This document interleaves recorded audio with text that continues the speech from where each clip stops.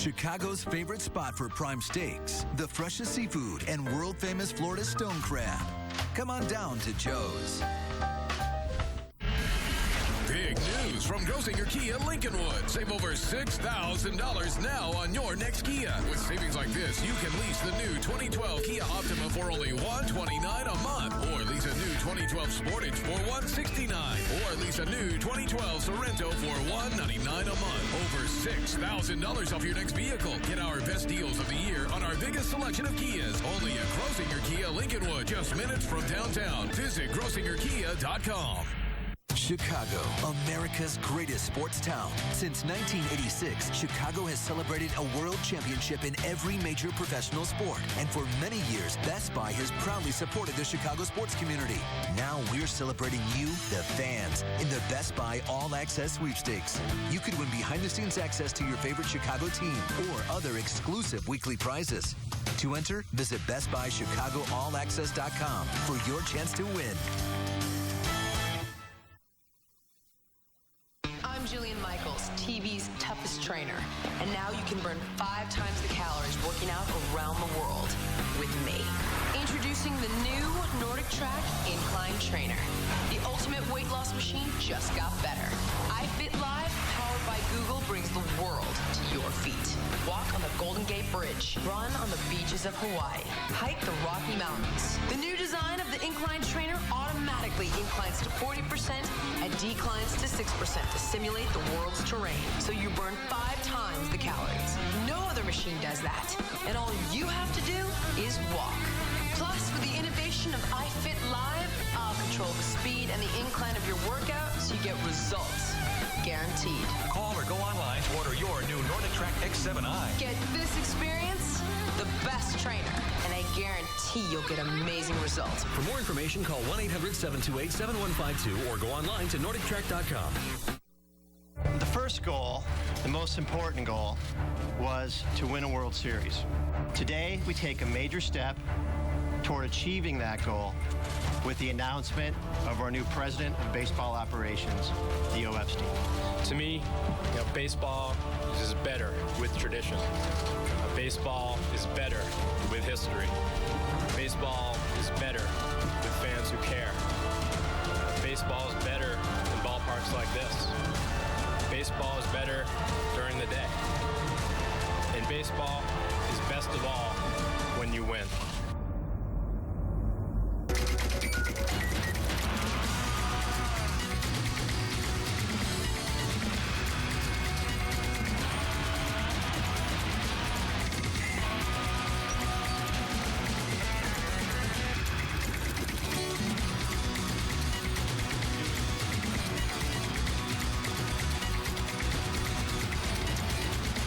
Theo Epstein today at Wrigley Field. He'll be joining us in just a couple of minutes here on Chicago Tribune Live. He and Cubs chairman Tom Ricketts met a jam-packed media conference today to introduce the new president of baseball operations. And with that, we welcome you into Chicago Tribune Live, presented by Captain Morgan. I'm David Kaplan. Let's meet our panel for today's show. He is Phil Rogers from the Chicago Tribune, national baseball writer. Dave Van Dyke, longtime baseball writer. And from The Score, he is Matt Spiegel of the Danny Mac and Matt Spiegel Show. Theo Epstein will be joining us in just a couple of minutes. All right, guys, an interesting day today. I thought he hit a home run the way he conducted himself at the press conference. I'll get your thoughts in a minute. Let's hear a little bit, though, of what Theo Epstein had to say today. When we do achieve that sustained success and ultimately win a World Series, it will not happen because of any one person. It will happen because of all of us. It will happen because one of our area scouts drives the extra 6 miles to get that one last look at a prospect before the draft. It'll happen because a rookie ball pitching coach comes out every day to early work until he finally finds that right grip for a young pitcher's changeup. It will happen because someone from our international staff takes the extra time to really get to know a 17-year-old kid and helps make his transition to the States that much easier. It will happen because a fringe prospect in Double-A buys into the Cubs' way, takes responsibility for his own development, and turns himself into a big piece of our big league puzzle. It will happen because our Major League coaching staff is more prepared than their counterparts across the field. It'll happen because our Major League players band together, support each other, overcome adversity, and work really hard to make our fans proud. It will not be any one person. It will be all of us for the Chicago Cubs. I believe we will do it, and I really can't wait to help lead the way. All right, so Theo Epstein today at Wrigley Field. He had a photo opportunity underneath the marquee. He did one-on-ones with all the different TV stations. He met with all the members of the Pen and Mike Club, as we like to call him. His wife with him in town today. And his first official day on the job after being introduced today. Great turnout at the news conference at Wrigley Field, as Theo Epstein is the new president of baseball operations. And he'll be joining us in a moment. Let me get your thoughts first. What you thought today? You've seen a lot of these over the years here in Chicago. Yeah, including Dallas Green.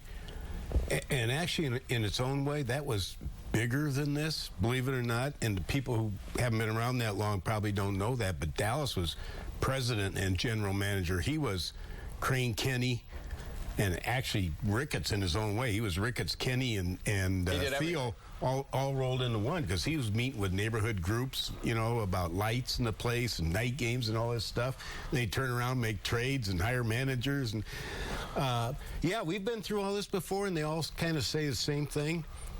Probably none quite so eloquently as Theo. He really has a way with the word. I thought he was near flawless today. I know you thought so too. Yep. So if you're a speech major, you give him an A+ in speechology. Well, I thought the clip you just played where he talked about rookie ball coaches and area scouts and guys in the office was a really good one to play, because he's an incredibly bright guy, but he's also a guy that is a leader that works with teams. He's able to bring smart baseball guys into a room, ambitious guys, and they work together. There's not backbiting. There's not paranoia like you see in a lot of other places. I talked to Curt Schilling, and he said he has the best feel of any GM he's ever known for how to work with players, when to go in the clubhouse, when to stay away. I think he's just a very gifted guy that knows the right thing to say, the right thing to do. It's an exciting day. It's, yes, he won the press conference, as we like to say, but also just the fact that there's going to be this group with him, be it Jed Hoyer or some of the guys who come from San Diego and will come from Boston, guys that will disagree with him, guys that he wants to disagree with him, and we'll talk about everything and make decisions in a group way. It's an exciting time to be a Cub fan, for sure. All right, we will take a timeout. Theo Epstein joins us next.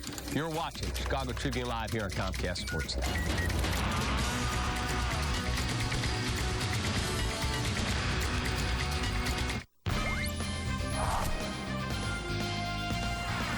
Do anything fun while you were here? My wife went shopping and killed my credit card, but that's about it. So you lost money on this trip? Yeah, I lost a little, but it's all good. We got to win. I think the depth we have, the changes we can make inside of a game gives us some balance overall. So far, it's been okay, but I still think there's some room for improvement. You got to have a strong personality, a winning attitude, a drive to win, and for sure speed. Well, I'll give you the personality. I'll give you the winning attitude. I just don't think I have the technique. Find everything you need in the Menards Home Improvement Catalog. Mastercraft offers one of the largest selections of Energy Star rated exterior doors, including many that are eligible for a tax credit. Right now, all special order entry doors are on sale. The Amory with triple pane insulated glass and zinc accents is $199. This 2-panel door features internal lift and tilt blinds that never need cleaning, only $249. Save big money at Menards. When you run your own show, you wear a lot of hats. Host, star, friend, therapist, and dean of discipline. Can't curse on the air. This kid's listening.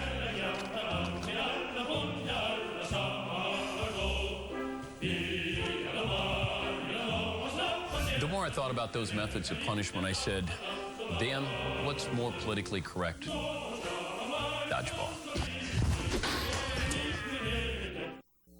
Yeah, I was so fortunate to spend a decade in the Red Sox organization, and I consider myself very, very lucky to be a Cub today. It truly is an honor and a privilege to join such a special organization. To me, baseball is better with tradition. Baseball is better with history. Baseball is better with fans who care. Baseball is better in ballparks like this. Baseball is better during the day. And baseball is best of all when you win. That ultimately is why I'm here today.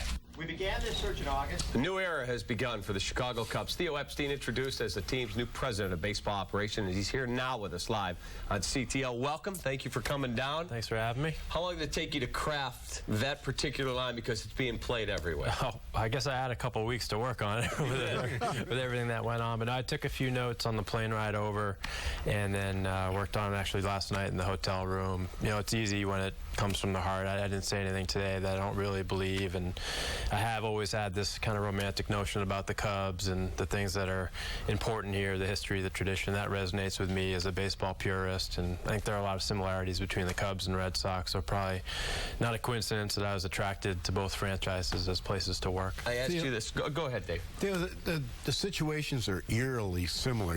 Have neither one have won in all, a century, basically.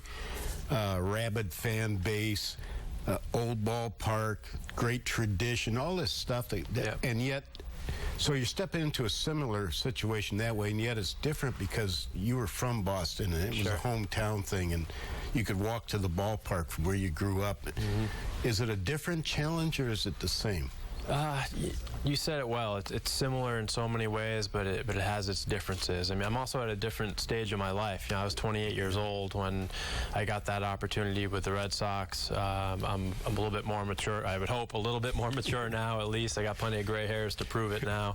I'd been in the Red Sox organization for a year prior to taking over as GM. That's a very significant difference, because at that point I knew our systems that were in place. I knew all the people. I knew who I really wanted to keep and work with. I knew what changes we had to make. And here with the Cubs, I'm coming in completely fresh. And look, we're on the verge of a big offseason, and we've got a lot to do all at one time. So there are similarities. I was getting flashbacks to the press conference from 9 years ago today. It's a kind of unique experience, the 24 hours involving a press conference like this and all the follow-up interviews. But the work is the same.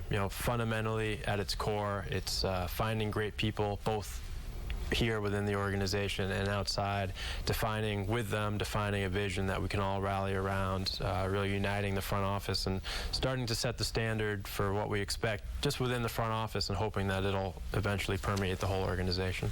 Theo, I think when Jim Hendry was relieved of his job mid-August, I think a lot of people knew/thought that you were the top guy on Tom Ricketts' list. And there was skepticism on my part.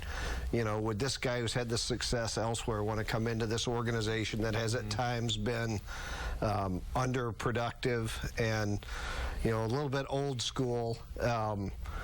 Not so much last summer that, they seemed to change the direction with last year's draft and Latin America signings. I mean, what convinced you that, you could come here and make this a place where you could succeed in this challenge? Well, first off, who would ever want to come into an organization that was already at the top of its game, firing on all cylinders, and all you had to do was kind of show up to work, press the buttons, and you're going to win 95 games. There's not much of a challenge in that. And I do consider myself, if I'm honest with myself, I'm probably more of a builder than anything else. That was part of the issue with the Red Sox. After 10 years, it becomes, there's some maintenance to it after you win a couple times, and you're maintaining what you've already built. And here it's an opportunity to, not that there aren't great people in place and some things that they do very well here at the Cubs, but there's an opportunity to build. So once I sat down after our season and contemplated the opportunity, I saw it as, the ultimate challenge, and that appealed to me and my competitiveness. Hey, Theo, I read what you wrote in the Boston Globe this morning to Red Sox fans, and it included some things about the Red Sox way, which I guess will become the Cubs way, in terms of offensive players, controlling the strike zone, and having long, grinding at bats. If you could talk about that and just maybe what you want offensive players to concentrate on from the lowest levels, and so they're ready to contribute the way you'll want a manager to teach on the big league level. Sure. Well, baseball is complex. There's no one way to play the game, no one way to build a winning team. But I do think that a big part of the game revolves around that little box right above home plate and controlling the strike zone. So from both for pitchers and for hitters. So a core offensive philosophy that I've always had is that a hitter's job is to know that strike zone, control it, use it to his advantage, get himself into hitter's counts. Not so you can walk. That's a sort of a happy symptom of the approach. It's not the goal or the be-all, end-all, but get into hitter's counts so you can be more selectively aggressive, look for a certain pitch in a certain spot and drive the ball. I mean, that's what you want to do as a hitter, is get in a position where you can drive the ball. But the most important thing a hitter can do is not make an out. That's the job of a hitter. Don't make an out. And if you can do it by driving the ball and hit for extra bases, all the better. But there's a cumulative effect to it. If you have a lineup, I'm used to saying 1 through 9 in the American League, but here it'll be 1 through 8 of hitters who have that approach, grind their at-bats, see pitchers, make things tough on the pitcher. It has this effect that builds, and you create a relentless attack, and you're no fun to play against. Next thing you know, you're into the bullpen in the 5th and 6th inning instead of getting into the pen in the 7th inning. So that's an attractive way for me, to try to build an offensive club. It leads to run scoring. Run scoring leads to wins. That's why we're here. You talked about changing the culture today. There have been so many examples where a player will hit a ball in a Cub uniform, they think it's out, they moonwalk to first base, and the ball hits the top of the wall, and we don't always see the level of accountability, and it drives the fan base crazy. Who handles that level of accountability? Is that you? Is that the manager? Or the veteran guys you sign to police your team? Well, it's everybody. It's a bigger job than can fall on just one person. It's my job to set the tone in the front office to begin with. That's easy. That's low-hanging fruit. We're going to work hard. I'm going to challenge everyone in the front office to outwork their other 29 counterparts around baseball. That's the first thing I'm going to say at our org meeting. Hey, if I work harder than the other 29 presidents out there, if our scouting director works harder than the other 29 scouting directors, if our first base coach outworks the other first base, that doesn't guarantee we're going to win. But if we actually do that and challenge ourselves to do that, we're going to be in a pretty good spot. And then we develop an urgency around winning that comes as a product of the hard work. We unite around a common message. We have each other's back. So all of a sudden there's a sense of purpose and a sense of identity in the front office, and it creates a really attractive culture, one that I think is conducive to winning. Once we have that, then we have some accountability and some credibility, and we can go to the manager and the major league staff and the veteran players, most importantly, on the club, and say, hey, this is the type of organization that we want to be. We want to do things the right way around here. We want to be fundamentally sound. We want you guys to police yourselves, but we want it done the right way. Everyone knows what right and wrong is in this game. It's just a matter of keeping it up over 162 games and responding to the adversity and not losing that energy to do things the right way when times are tough. So starts with the front office, because that's what we can control most directly. Then manager, staff, veterans take it into the big league clubhouse, and then our player development department has to make sure it permeates the whole organization down to rookie ball and even the Dominican League. We want to all be doing things the same way, hold each other accountable, define what it means to be a Cub, and then just unites the whole organization. And next thing you know, the guys in A-ball are rooting for the guys in the big leagues, watching them on TV, and there's a real sense of purpose throughout the whole organization. Theo, the problem, in quotes, the problem is, you come in as this genius who took 2 years. Just let me. I know you're shaking. Who took 2 years in Boston to win a championship. Yeah. He's going to do it with the Cubs. We're going to have a Cub way. We're going to, look at a lot of strikes. We're going to have a nice computer up there to help us. All this stuff that you come in with the reputation as, and yet the realism is this team probably isn't as good as the Red Sox team you took over. That's true. And some of us believe are maybe 3 or 4 years away from being a contender. How would you rate this Cubs team, I guess is the question. Is that a problem of over-expectations? Well, I don't have a strong sense yet of what the expectations are. I do have a sense of how we're going to attack building this organization, including turning the big league team into a contender. And I talked about it a little bit earlier today. I don't want to repeat too much, but it's going to be two parallel fronts. I mean, the long-term work, the work we're going to do, building up our scouting and player development operation, we're going to be obsessed with that every day. You know, the first thing we're going to do when we get into the office, look at the minor league game reports, look at the minor league player development plan, see if there's an idea any one of us can have or staff member can come up with to impact a prospect and turn them into an even better prospect, and hire a staff member and redefine the organizational philosophy. That's going to be an obsessive passion for us in the front office. We're going to be equally obsessed with taking a hard, objective look at our major league roster and saying, how far away are we? Is this a 5-bank shot? Is this a 2-bank shot? You know, how many buttons do we have to press the right way to get there? And can we do it this year? And our fans, as I said earlier today, they deserve they deserve for us to treat every opportunity to win as if it's sacred, you know, and as you enter a winner, you can't enter a winner saying, like, we have no shot to turn this thing around this year, so let's just punt and wait for next year. Now, that said, we have to balance the short-term needs that we have with the long-term outlook. And I'll be honest about the fact that there are going to be moves that we contemplate that for which those interests conflict. You know, it's a move that might serve the short term, but it's going to hurt the health of the organization in the long term. My tendency, especially when we're in a bit of a building phase, not rebuilding, but building. I think we all admit we're building something here. My tendency is defer to the long-term outlook for the overall health of the organization, because there's got to be another way to do it at the big league level that doesn't detract from where we're trying to get. Because if we just make short-term moves, we might hit pay dirt one year, and all of a sudden, you know, we win 93 games, we sneak in wild card or division, we win around to the playoffs. But if we haven't built the foundation, then we're going to disappear for 2 or 3 years, and it won't have meant anything. What we need to do is get to a point where we're playing baseball just about every single year in October. And the way you do that is by thinking not just about 2012, although we're obsessed with 2012 right now. It's the most important thing that's on our minds right now.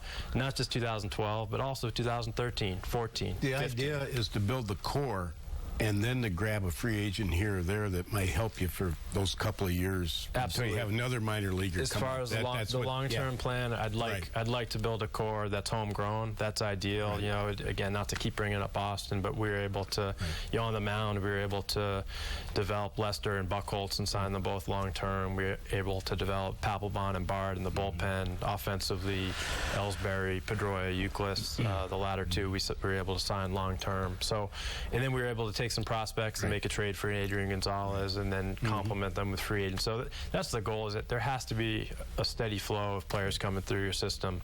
For the short term, there's a different kind of approach through free agency. You can do some you know, buy low in free agency, sign some value free agents. We have the flexibility to be able to maybe wait out the market in certain areas. You know, my first winter with the Red Sox, we bought low, $1.25 million deal for a guy who turned out to be David Ortiz. We didn't know we were getting we didn't know we were getting Big Papi. We thought we were getting David Ortiz. We got Big Papi. So, you know, and Bill Miller, we were able to sign to a 2-year deal. He won the batting title. So if you buy low on guys, if you find the right value free agents, if you find just the right fit character-wise, ability-wise for the team, you know, next thing you know, maybe your outlook's a lot brighter in the short term too. You'll find a fandom that's ready for patience, that's ready to be patient. I think a little more than people have talked about. I think so.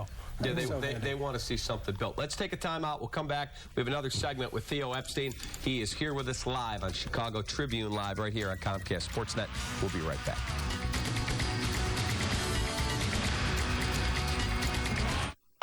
GMC Truck Month. For all those times when it's just you and your trailer. For all those times when the job demands that you stay connected. For those times when nothing comes between you and the game, we offer our best Sierra ever. During GMC Truck Month, get 0% financing for 60 months, plus $1,000 cash allowance on Sierra, plus 1 year of SiriusXM satellite radio, including every NFL game.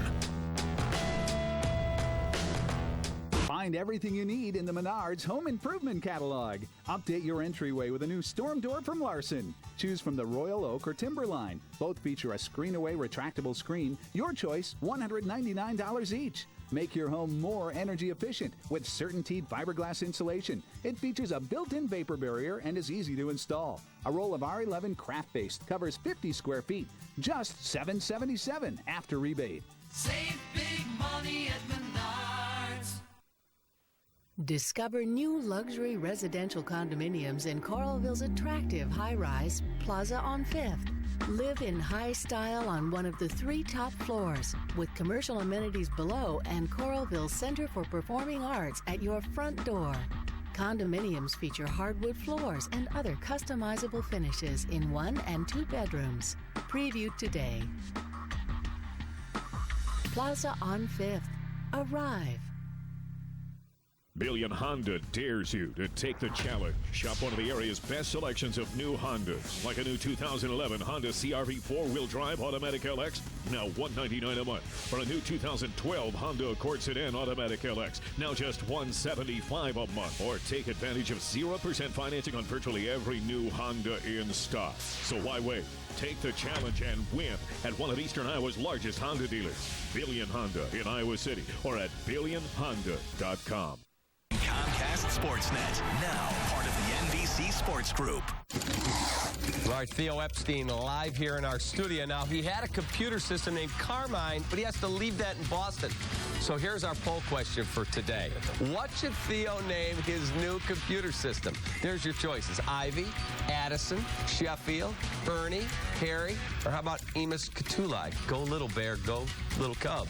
In Latin, you'll see that out in right field when Theo's in the ballpark. So give us your choices. CSNChicago.com is your spot. Back to more with you.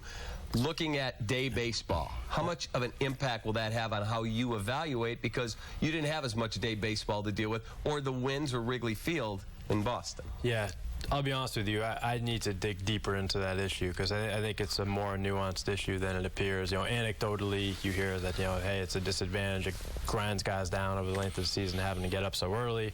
The other side of the equation is, hey, we're more used to it. The guys, you know, the visiting team has to deal with it, and they're not quite as used to it. But I think it's a pretty nuanced issue. I think it has been studied. It needs to be studied again, and understanding your own environment, your park effects better than anyone else does is a pretty significant factor in shaping some of your strategies. Not fundamental strategies, but around the margins, there are things that you can do to put yourself in a position to win. At Fenway, we had the left field wall.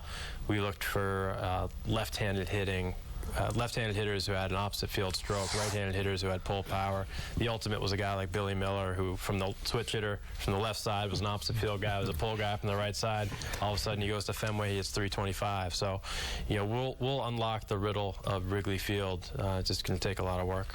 Well, these may be dig deeper issues at this point too, but you talked a lot about generalities, but I know you've looked at this roster, you know the situations. You know, it seems to me like there are 2 certain starting pitchers in Garza and Dempster. Beyond that, there's the Zambrano question. Who knows where that goes? You've got your leading run producers, Carlos Pena, who hits 220 and hits some home runs. Third base is a question mark. What is it possible that you would reopen, take another look at the Aramis Ramirez situation, which seemed closed in September with Ramirez going on to the free agent market? And how do you handle the Zambrano question? Right.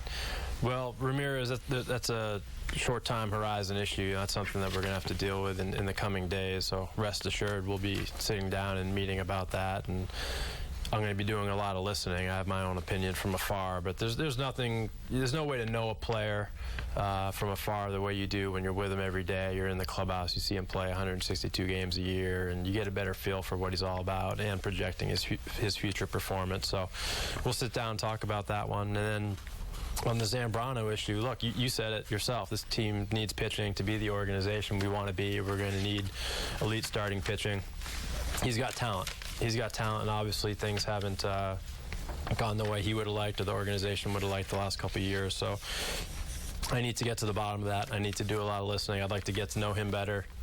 I'd like to talk to the people here about what happened. And, you know, I think the best organizations get the most out of their players, even the ones that it might be harder to get the most out of, but the best organizations also know when it's time to move on. So we need to make a good decision there. One other name to throw in that might be more fun, and you know, he's somewhat new to you, but your organization in Boston, I'm sure, has reams of reports through the years on him. Brian LaHare. Yeah. You know, could he be your David Ortiz? I mean, you look at the minor league production. He's now gone to winter ball and is killing it there too.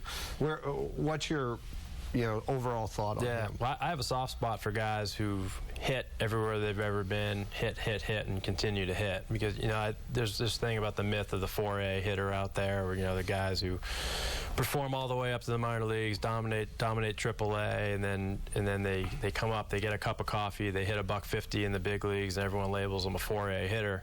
The reality is, I'm not so sure there is something called a 4A hitter. I think it's just pretty good major league hitter who never got the opportunity because maybe the opportunity wasn't there from the beginning. He didn't get a long enough look. So I think if you hit the right way in the minor leagues and you outperform your competition consistently and dominate minor league baseball at every level, over time you'll hit in the big league. So he's an asset. You know, we'll have to take a deeper look. Again, I got to listen to the people around him every day, and there's more to this game, especially in the National League, than just swinging the bat. So we'll dig deeper on that one. But look, we're looking for assets. We're going to scratch and claw and do everything in our power in the draft, internationally, small trades, waiver claims. We need to build assets because we don't have enough of them. So we're not going to look past one that might be sitting right there in our organization. The poll question asked about Carmine, which is the software that was in Boston that you guys used to consult for just about every decision, right?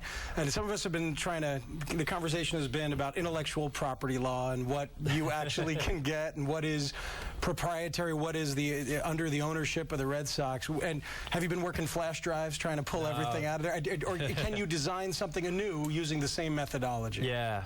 I can't take any of that stuff with me. That it wouldn't be ethical. But just to rewind a little bit, I think Carmine has kind of taken on a life of its own because of a couple of articles that were written. The reality is that Carmine was just our information management system. You know, every sports team, baseball and otherwise, has an information management system. It's so you don't have to go onto a website every time you want to find a stat. It's so you don't have to look through your file cabinets every time you want to read a scouting report. You know, it brings scouting reports and stats and medical information and background information together in the same place just to make us more efficient. And then over the years, as we uncovered certain, I guess, truths about the game that maybe we got to before our 29 competitors did, we incorporated those into the way we analyze the information on our information management system. So it was something we worked on every year just to make it more and more efficient, more and more insightful. It never made a single decision for us. It's not like it's sitting there, you know, on the table in the conference room. You're not in the bat cave just waiting for it to spit stuff. When it was time for me to make a decision, I'd want all the information and I'd want it presented in a cohesive way, and I'd want it analyzed thoroughly. So we'd have people who would do that. I would do that, and then the computer system would have certain reports that we'd use. It was basically a tool to put together the big picture. So, you know, it hurts to walk away from it because it was kind of our baby, and we spent so much time refining it and improving it. But Jed Hoyer at one point recently left the Red Sox organization and went out to San Diego, and so he left without Carmine. He felt naked out there all of a sudden, and you know, he hired a few programmers, and within a year he was up and running with their own system. So I need to take a look at what we have here at the Cubs and you know, see what our information management systems look like. I'm sure they're good. I'm sure there's a lot of room for improvement as well, and we'll get to work on that. Tom has said that you will have the resources you need, and you said that today. I'll have all the resources I need.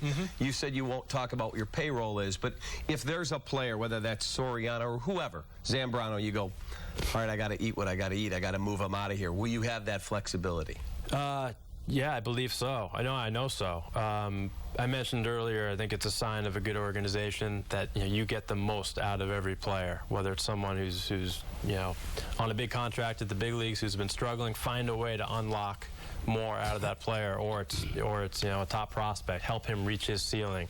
So that's the way I'm going to approach every player on this roster is, hey, is there something we can do to get more out of this guy? It's also the sign of a good organization to understand the concept of a sunk cost and to move on and understand that you can sometimes gain by saying goodbye when it is time to move on. So we're just going to weigh all those variables with every player in the organization, and the first filter is, hey, can we help make this guy better, and can he help us? And then after that, you take a hard look at the situation, and in the rare instance when it is better to just cut bait and move on, the best organizations do it all the time, actually.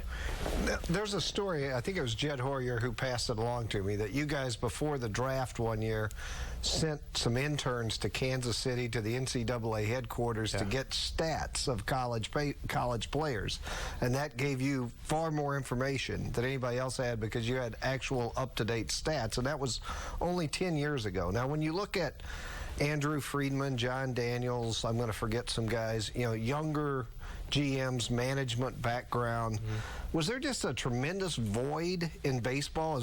Was baseball as an industry way behind in gathering this sort of information when you guys arrived 10 years ago?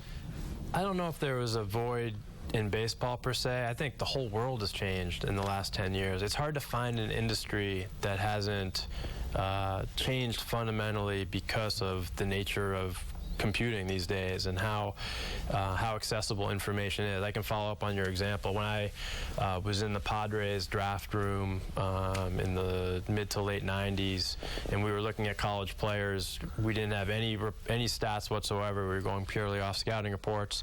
And the day before the draft, I said, hey, we might not want to, we had big-time hitting grades on this guy, and I had heard from somebody that, he'd only hit like 270, which is, in college, is the equivalent of hitting about $180 in the big league. So I literally just picked up the phone and called some sports information directors to try to get some basic stats, like facts. Right. And that was 1998.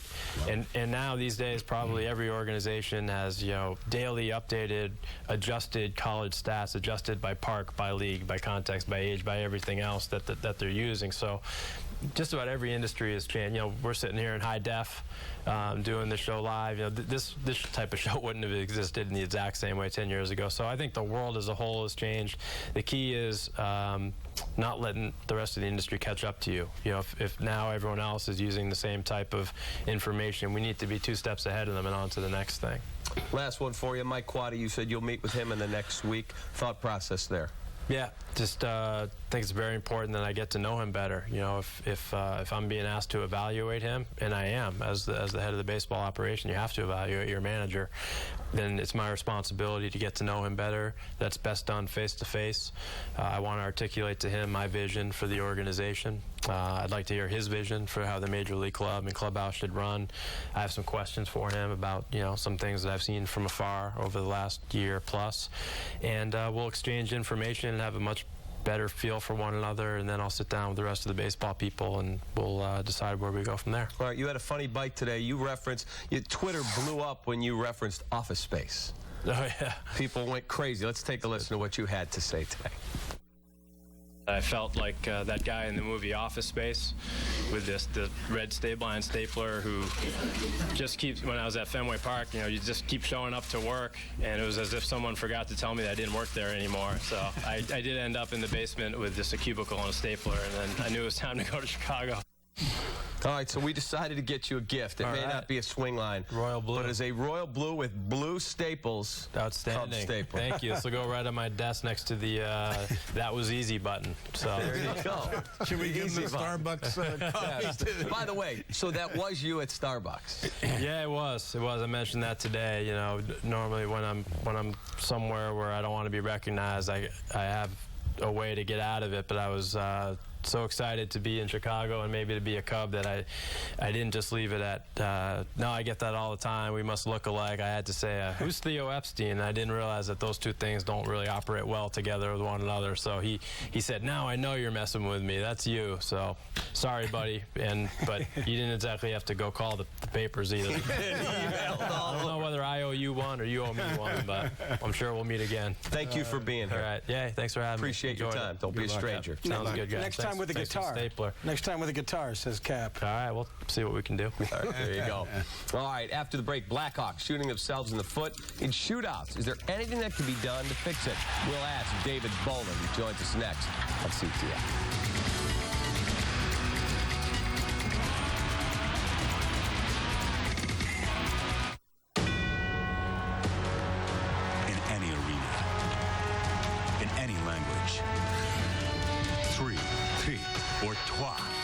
It translates into history. These are the moments you don't want to miss. And with Xfinity from Comcast, you'll be there when it all goes down. Sign up for the HD Premier XF Triple Play for live games and 24/7 hockey coverage on NHL Network. Plus, get up to $200 back. Or ask about our other bundles starting as low as $99 a month for a year. Call 1-800-XFINITY. I know the urge to just sit there is tempting. Seth, it's tempting, right? Oh, yeah. I mean, just sitting there is one of my favorite things. But if you need state minimum coverage and like dealing direct, well, why don't we let Gracie handle this one? Gracie, a little help? Come on, dude. You're uninsured. Pick up the phone. Gracie has a way with words, doesn't she? 1-800-SAFE-AUTO. State minimum coverage, maximum savings. Call or click us, baby. Want a better way to track what you spend? PNC Virtual Wallet now comes with Spending Zone.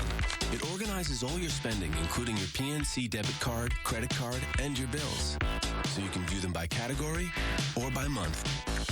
You can set a budget, and it'll even alert you when you're getting close to the amount you've set and when you've gone over. Spending Zone is built to help you keep better track of your spending.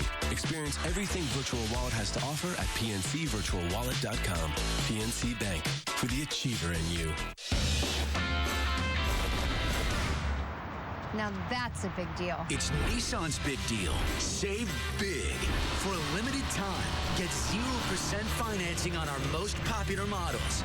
Lease Ultimate, $179. Or Rogue, $209. Visit ChooseNissan.com. Test drive at your local Nissan dealer today. Hurry, the big deals won't last. You can take Chicago sports with you anytime, any place with the CSN Chicago Sports app. Get team news, scores, updates the second they happen.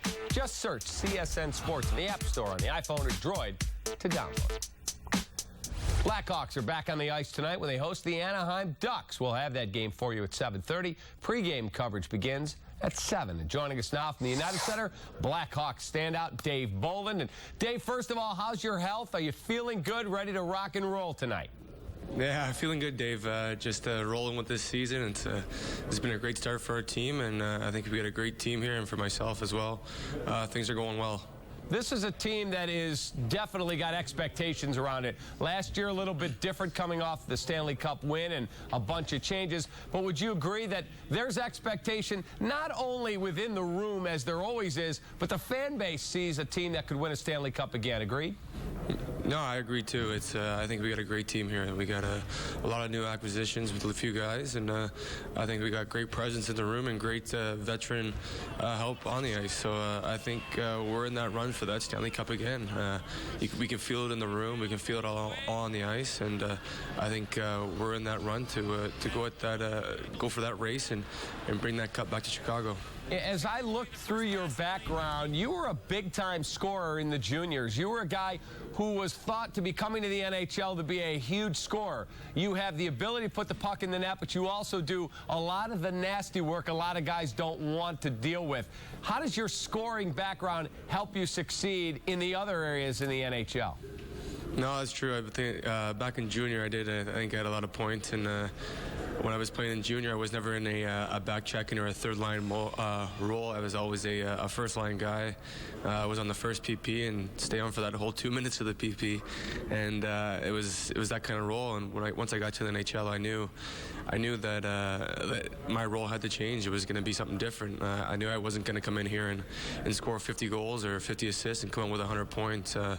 I knew when I came here that I had to find a job, and had to find a job quick to stay up here and to play in the NHL instead of finding my way in the AHL and keep on coming up. So I think I found my role as a third-line shutdown guy, and also that can chip in as well. Well, you guys have had some issues in shootout play. What has Joel told you, and what is your philosophy? If you're a guy that's asked to go and try and score in a shootout, what is your philosophy?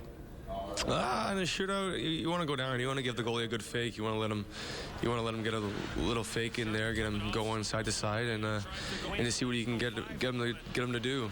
It's tough when you're going down one-on-one, because it's basically a 50-50 chance with you and the goalie. And some of these goalies out there are really good. And I think we got some great shooters on this team that could put that puck in the back of the net in shootouts.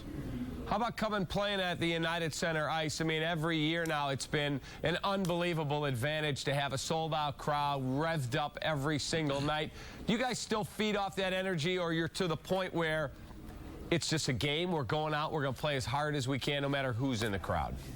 No way. I think we feed off this crowd every night. It's great to see 22,000 fill this rink and yelling and screaming during the anthem, and having, after a goal, everybody yelling and screaming. I think we got the best fans in this league, and I think if you go around and ask anybody around this league, they're always scared to come to Chicago, because just from our fans, I don't think it's us, but I think we got the best fans in the league, and keep on coming. Dave, is there one guy that you look back on your childhood and go, you know what, I watched that guy in the NHL, and I tried to pattern my style a bit after him? Kenny Linsman, I've heard his name, the Rat they called him, linked to how you like to play now. Is that a guy that you kind of model yourself after, or is it someone else? I don't think I ever really modeled myself after him. I think I tried to sort of model myself after like a Steve Yzerman. He was always a great player growing up. I always watched him, and also Brendan Shanahan. He's also from the same area as me back in Mimico, Ontario. So I sort of had those guys to look up to and sort of see how they play, and I think those are two great players to model myself after. But after Kenny Linsman as a Rat, I've had that name since about 4 years now, and if that's what it is, that's what it is. But I think I try to play my game as a third line, shut down, make sure I'm always on their top line, and also, like I said, chipping in with a few goals. Dave, appreciate the time. Good luck against the Ducks tonight, and thank you for joining us. Thanks for having me, Dave. We have got the Blackhawks duck hunt completely covered tonight. Chris Boat, Steve Conroy, live at the United Center at 7 for Blackhawks pregame live. Then at 7:30, Pat Foley and our guy Edzo, Eddie Olczyk, have the call between the Blackhawks and the Ducks. That's followed by Blackhawks postgame live. Up next, 2 more weeks of the NBA season could be canceled soon, and the players are about to start barnstorming. So we're not going to see NBA basketball this season, are we? We'll discuss that, have more Theo, and try to figure out what's going on in the Cardinals' bullpen. That's next on Chicago Tribune Live. Smartphones, smart plans, all in one place. Best Buy. GMC Truck Month. For all those times when it's just you and your trailer. For all those times when the job demands that you stay connected. For those times when nothing comes between you and the game, we offer our best Sierra ever. During GMC Truck Month, get 0% financing for 60 months, plus $1,000 cash allowance on Sierra, plus 1 year of Sirius XM satellite radio, including every NFL game. Discover new luxury residential condominiums in Coralville's attractive high-rise Plaza on 5th. Live in high style on one of the 3 top floors, with commercial amenities below and Coralville's Center for Performing Arts at your front door. Condominiums feature hardwood floors and other customizable finishes in 1 and 2 bedrooms. Preview today. Plaza on 5th. Arrive. Business owners know being on the web is a must in today's competitive environment. But just being there is not enough. You need to get people to your site. And nothing creates web traffic better than TV. When customers were asked what type of advertisement led them to visit a website, television was by far and away the #1 medium mentioned. You built your website, now make sure customers come. On Media, precision TV advertising. MC22 will take you where the action is this fall for the area's best high school football matchups. So enjoy the game in person and relive it on MC22 or on demand, Mediacom Channel 1. For daily schedules, log on to mc22.net. See you at the stadium. Watch Marion versus Maquoketa on demand or on MC22, Saturday at 9 p.m., Sunday at 7 p.m., and Wednesday at 10:30 p.m. Presented by Mid-American Energy and these great sponsors. Sportsnet Central coming your way at the bottom of the hour with Pat Boyle and Mark Shanowski. Pat joins us live from the newsroom with a preview of the big show. Pat? All right, Cap, an exciting day in Chicago sports. We've got a ton on our plate coming up at the bottom of the hour on Sportsnet Central. Wall to ivy-covered wall of Theo's introductory news conference at Wrigley Field. We'll bring you many of the highlights from that press conference, plus Cap's one-on-one with Theo and Todd Hollandsworth on what the move means for Team Morale. Plus, the Blackhawks host the Ducks at 7:30 right here on Comcast Sportsnet tonight, with Anaheim boasting one of the NHL's top lines of the major test for Bowling, Pro League, and Bickle. We're live at the United Center. Sarah Kustok will have a preview. So we got a ton to get to tonight on Sportsnet Central as soon as you guys are done. Back to you, Cap. Yes, you will be extremely busy. Have a great show. All right, on to the NBA, which looks like they're about to axe 2 more weeks off the schedule. And boy, it's really sad, Vandy, to see where it's gotten to, because it's become so divisive. You don't know if we'll have hoops at all this year. You know, it's sad, but Cap, you know, we knew this was probably going to happen. It isn't like we went in blind like with some of the baseball stuff, you know, years ago with baseball, where you thought maybe they could get it done. I don't think anybody ever thought they could get this thing done. I don't think anybody's surprised by this at all. And, you know, now they're doing it in dribs and drabs, the 2 weeks at a time thing, the training camp, then 2 weeks at a time. So it does make it sad that way, but I don't think anybody should be surprised that, you know, the next announcement coming may not be a 2-week thing. It may be adios. So, you know, it's a lockout. It's not a strike. It's a lockout. And the owners are going to win. They're just going to win. They won't stop till they do win. And this was the money soundbite from last week for me when the talks blew up, was Spurs owner Peter Holt, who said directly to the players, and then the quote came out later, "You haven't felt enough pain yet." This is what they're doing. They're just trying to make those guys wait it out, miss paychecks, feel pain, and break. And they will. And there's a lot of months left after when the NBA Finals are scheduled to be played. I mean, they can miss a lot of games here and add on time later in the year, shorten the next off season. There's a lot of things for them to still mess around with. I'll be surprised if the whole year is banged. I won't be surprised if they play a 41-game schedule and then into the postseason. You'd be surprised if they don't play till March 1st? That'd be late. But February 1st would maybe be possible. If you could still say you start the postseason a month late, you play into the next off season, and you know, if you do that, you're going to affect 2 years of ball, because you know what's going to happen to guys that don't get any off season. But you know, I think basketball is a sport where you can do that because you're indoors, you don't have weather issues, and you know, I think you could have baseball, basketball going head to head in July, you know, and maybe August. We keep talking about the player side of this, but there's an owner side too. And how many, if they bang the whole season or most of it, and you create such ill will and people find out, man, we can get along without NBA in the winter, how much does it hurt some of the franchises that are already hurting? Well, are we going to wind up with a smaller NBA because of this? Well, a great article said that there are over half the owners say they will lose less money by not playing one game. I don't know if that's true. Wait a minute. However, that's true. That could be well true. It's how much you're going to lose when you come back. See, that's the how thing. Much of your fans in, you know, where, you know, take your pick, San Antonio, Charlotte, wherever you want to, Chicago, wherever you want to pick, how many fans move are on just to something else? Well, or going to take time to come back to it, or if you aren't good, we don't want to go anyhow. Vandy, they're not the NFL. They're not bulletproof. The NFL came back like that. Right, and it won't be quite the same way, but they will come back. They will come back. Can they get a home run chase? You know, they won't need it.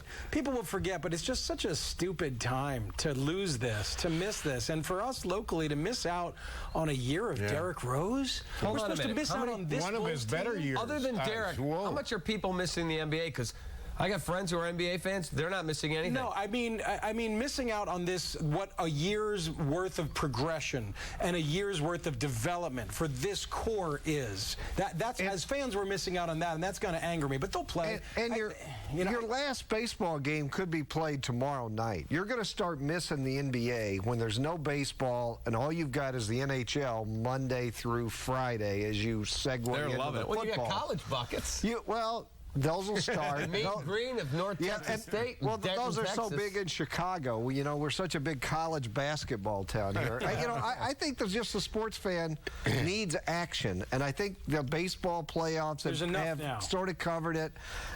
But when you get no baseball and you're down to the NHL, in so many markets, that's just not going to do it. I think when baseball's gone, people are going to start to get a little noisier about the NBA. Back to baseball. Last night, watched the game. I hear Tony La Russa say, I didn't ask for the guy I got, Lind. I asked for Mott. I got Lind. So I had to let him walk the guy, and then I asked for Mott, and they thought I asked for Shevchinski. What in the heck was going on there? Are you kidding? My first reaction was it's Tony being Tony, and whenever he goes through a series, whether it's a 3-game series in Chicago or whatever it might be, and things aren't going well, he finds the villain and something to take the emphasis off what's going on. You remember when they came to Wrigley and they had cold showers? There was no hot water at Wrigley Field in their showers. Cubs had hot water, but they didn't. I mean, there's always something going on. I don't know. Why can't you tell the umpire, send him back, and the guy I want? He's got this. He hadn't even warmed up. No, see, this was the worst night in a Hall of Fame managerial career. I mean, the whole game. He walks Nelson Cruz with Octavio Dotel, which is a terrific matchup, righty on righty. He ends up with Zepchinski against Napoli, who's 10th best in the majors. Lefty against righty. He's 10th best in the majors in OPS against lefties, and this is your matchup in a crucial moment. And then afterwards, all we're talking about. He didn't have Motto. No, I flat out do not believe it. We are talking about bullpen phone issues instead of his mismanagement, and there's too many inconsistencies in the story. I'm telling you, I don't believe it. He had been talking earlier in the series about, in building up Zepchinski, that, I like him against right-handers, too. I mean, it didn't just come out of the blue. This was a choice that blew up in his face. He had been talking about him. Yeah, he took a shot. And, in a crazy moment to take a shot, he takes a shot. Let's talk about the hit and runs that Pujols is putting on and getting the tying run thrown out at second. Him today saying, look, I give Albert complete freedom to do that, and if he wanted to do that, I had no problem. Well, what about the other one? How about Albert swinging at the ball at least? Yes. Yeah, that would be nice. Your job. If you put a hit run on, you should swing at it. Doesn't matter where it is, you foul it off. That's your job. Well, you called it. The other thing is, part of swinging at that gives the runner a better chance to get there. I mean, when a guy swings at it, the catcher has to react to the swing, so that helps the runner a little bit. That's part of the hit and run. But Ron Washington, unbelievable game, and I'm not so sure if it was smart or crazy. He had 4 intentional walks in that game, and they all worked. 3 to Albert. It was unbelievable that he never got burned. All right, we got 3 minutes left. Let's go back to the Cubs. We were talking Theo and Cubs. Yeah. All right, do you believe that Carlos Zambrano will be on the roster opening day? I care so much less about the big league roster than you guys.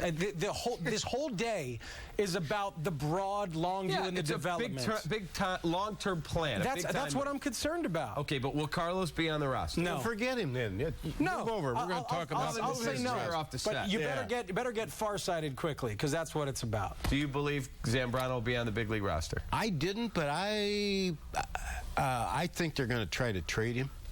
I think is what they'll do. I think they'll trade him instead of just say. I agree with you. They'll move him. I'm with Dave. After hearing him, what he said today, I think he's going to tell Tom Ricketts, you don't have enough pitching to put this guy in timeout. If we can't move him, we're going to try him. And maybe he's not on the roster July 4th. Okay. But I think in April, yes. All right. Is Alfonso Soriano on the roster opening day? That is such a no-brainer. Alfonso Soriano is so on this roster. He's so leading the team in home runs next year, like he does every stint year. You try to run him out of town.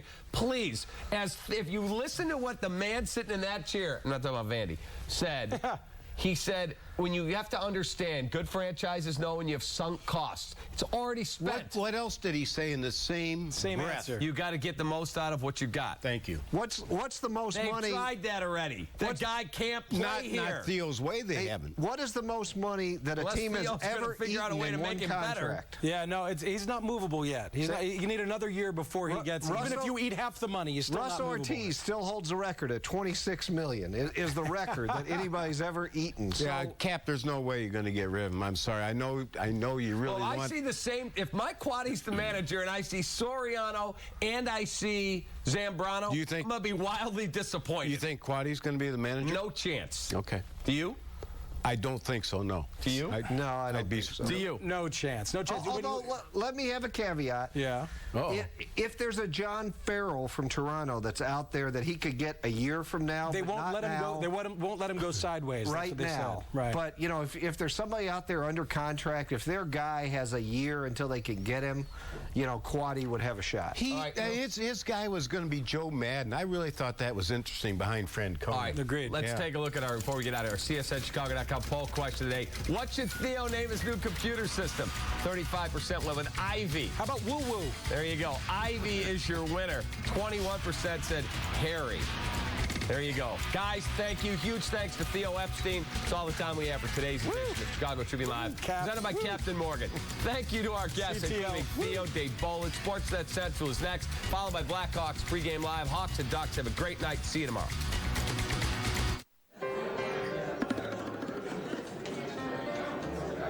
Welcome to the palace. Music. Happy anniversary. Everyone, it is an anniversary party. This place is great. Next time, try this. The Champagne Lodge. With our private pool and whirlpool suites, on-site spa, and special occasion packages, you can easily transform any occasion into a great lasting impression. Isn't this romantic?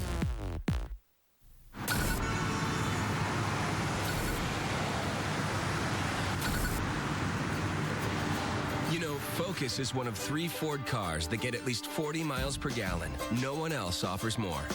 And we're relentlessly inventing technology to take you further. Now, get a 2012 Focus with 0% financing or lease for just $189 a month. Or drive a 2012 Fusion with 0% financing for 60 months plus $500 bonus cash. Drive one at your local Ford store. The Illinois Lottery's new Cash Spectacular Instant Game has 7.6 million prizes. To show you what that looks like, we filled this glass jar with 7.6 million marbles. Oh, wow, just look at all those prizes. Here a prize, there a prize, everywhere a prize. With the $200 million Cash Spectacular, prizes will be everywhere. 7.6 million prizes, one game. Now that's spectacular. Hi, I'm David Kaplan. Wednesday on CTL, the latest...